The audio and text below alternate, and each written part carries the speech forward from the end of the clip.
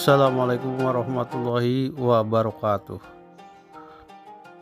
Dalam pandangan masyarakat Sunda, ada ungkapan manuk hiber kujangjangna, jalma hirup ku akalna.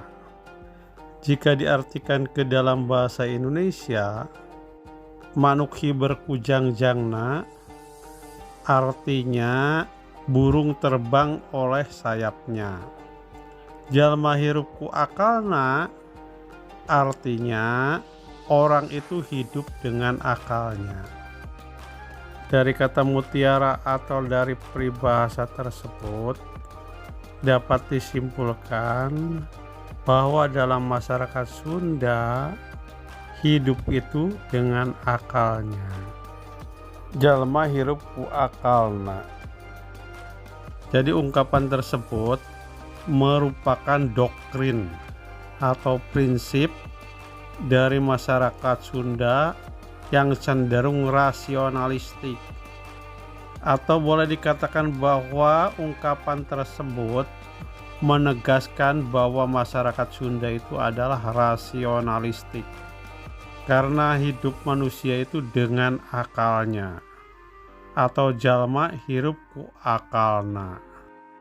Dan seolah ungkapan itu merupakan penegasan bahwa masyarakat Sunda sebenarnya harus mengedepankan fungsi akal, karena jelas-jelas dikatakan bahwa manusia atau jalma itu hirup ku akalna. Nah, yang jadi masalah sebenarnya yang berkembang di masyarakat masih banyak doktrin-doktrin tahayul atau berbau mistik yang masih dipertahankan di masyarakat.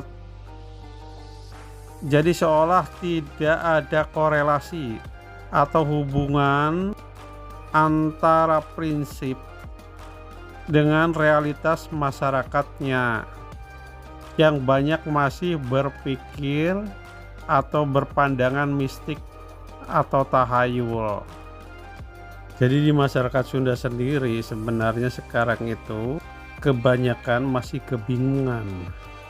Banyak di antara mereka yang sebenarnya punya dasar cara berpikir rasionalistik, tetapi dalam realitas kehidupan banyak mengembangkan budaya mistik.